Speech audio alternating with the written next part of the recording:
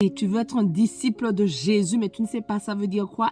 Aujourd'hui, dans le défi lecture de la Bible, de l'aurore au crépuscule, Jésus lui-même va nous enseigner c'est quoi les conditions pour devenir un de ses disciples. Donc, nous, on lit la Bible de la Genèse à l'Apocalypse 10 minutes tous les jours. Donc, n'hésite pas à nous rejoindre. Merci Seigneur, vraiment, parce que ta parole, elle est vraie. Seigneur, ta parole, c'est la vérité.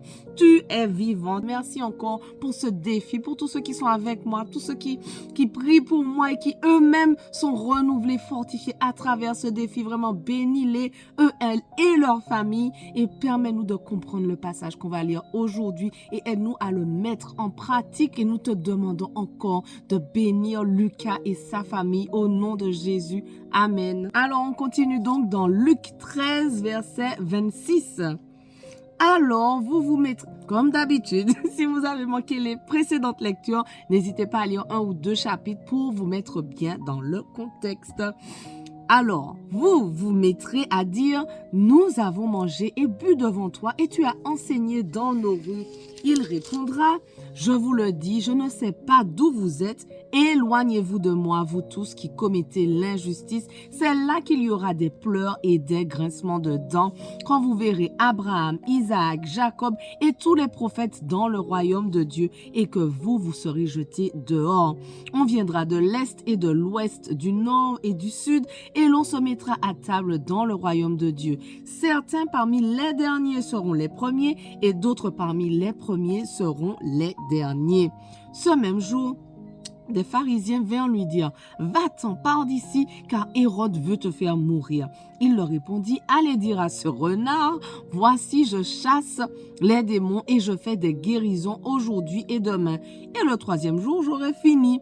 Mais il faut que je poursuive ma route aujourd'hui, demain et le jour suivant, car il ne convient pas qu'un prophète meure ailleurs qu'à Jérusalem.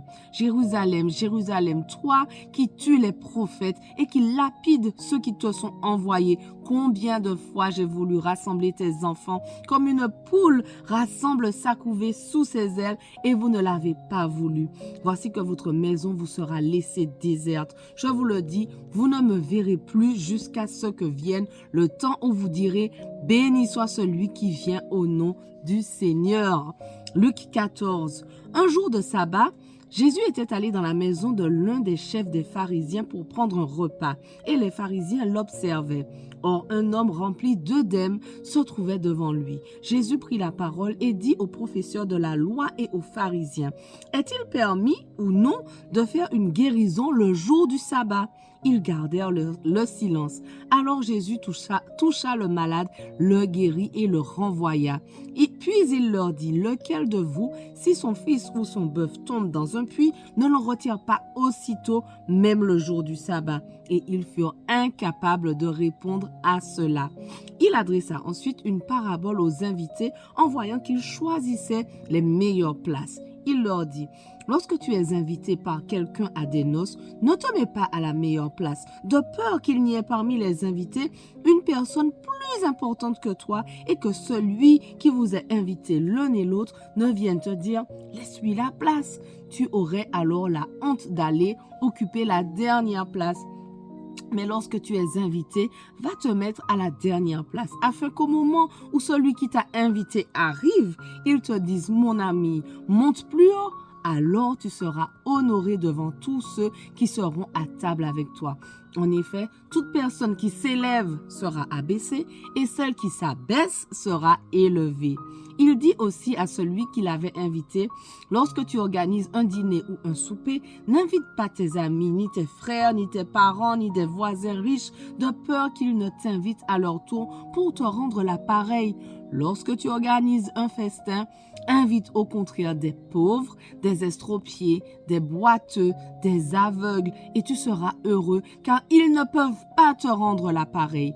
En effet, cela te sera rendu à la résurrection des justes. Après avoir entendu ces paroles, un de ceux qui étaient à table dit à Jésus, « Heureux celui qui prendra son repas dans le royaume de Dieu. » Jésus lui répondit, « Un homme organisa un grand festin et invita beaucoup de gens. À l'heure du festin, il envoya son serviteur dire aux invités, « Venez, car tout est déjà prêt. » Mais tous, sans exception, se mirent à s'excuser. Le premier lui dit, « j'ai acheté un champ et je suis obligé d'aller le voir. Excuse-moi, je t'en prie. Un autre dit, j'ai acheté 5 paires de bœufs et je vais les essayer. Excuse-moi, je t'en prie. Un autre dit, je viens de me marier, c'est pourquoi je ne peux pas venir. À son retour, le serviteur rapporta ces paroles à son maître. Alors le maître de la maison, en colère, dit à son serviteur, va vite sur les places et dans les rues de la ville et amène ici les pauvres, les estropiés, les aveugles et les boiteux. Le serviteur dit, maître, ce que tu as ordonné a été fait et il reste encore de la place. Le maître dit alors au serviteur, va sur les chemins, le long des haies et ce que tu trouveras, oblige-les à entrer afin que ma maison soit remplie. En effet, je vous le dis, aucun de ces hommes qui avaient été invités ne goûtera de mon festin. Les conditions pour être disciple. De grandes foules faisaient route avec Jésus. Il se retourna et leur dit, « Si quelqu'un vient à moi sans me préférer à son père, sa mère, sa femme, ses enfants, ses frères et ses sœurs, et même à sa propre vie, il ne peut pas être mon disciple. Celui qui ne porte pas sa croix et ne me suit pas ne peut pas être mon disciple. En effet, si l'un de vous veut construire une tour, il s'assied d'abord pour calculer la dépense et voir s'il a de quoi la terminer. Autrement, si après avoir posé les fondations, il ne peut pas la terminer, tous ceux qui le verront se mettront à se moquer de lui en disant « Cet homme a commencé à construire et il n'a pas pu finir ». De même, si un roi part en guerre contre un autre roi, il s'assied d'abord pour examiner s'il peut avec 10 000 hommes affronter celui qui vient l'attaquer avec 20 000. Si ce n'est pas le cas, alors que l'autre roi est encore loin, il lui envoie une ambassade pour demander la paix. Ainsi donc, aucun de vous, à moins de renoncer à tout ce qu'il possède, ne peut être mon disciple. Le sel est une bonne chose, mais si le sel perd sa saveur, avec quoi la lui rendra-t-on? Il n'est bon ni pour la terre, ni pour le fumier, on le jette dehors. Que celui qui a des oreilles pour entendre, entende. Luc 15. Tous les collecteurs d'impôts et les pécheurs s'approchaient de Jésus pour l'écouter. Mais les pharisiens et les spécialistes de la loi murmuraient, disant « Cet homme accueille des pécheurs et mange avec eux. » Alors il leur dit cette parabole. « Si l'un de vous a 100 brebis et qu'il en perde une, ne laisse-t-il pas les 99 autres dans le désert pour aller à la recherche de celle qui est perdue jusqu'à ce qu'il la retrouve? Lorsqu'il l'a retrouvée, il la met avec joie sur ses épaules et de retour à la maison, il appelle ses amis et ses voisins pour leur dit « Réjouissez-vous avec moi car j'ai retrouvé ma brebis qui était perdue.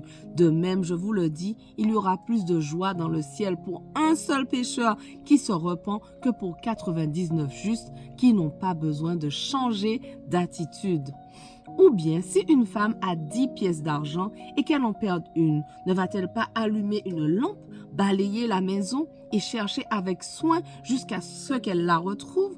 Lorsqu'elle l'a retrouvée, elle appelle ses amis et ses voisines et dit « Réjouissez-vous avec moi car j'ai retrouvé la pièce que j'avais perdue. » De même, je vous le dis, il y a de la joie parmi les anges de Dieu pour un seul pécheur qui se repent. Voilà, notre passage du jour touche à sa fin, mais on continue dès demain.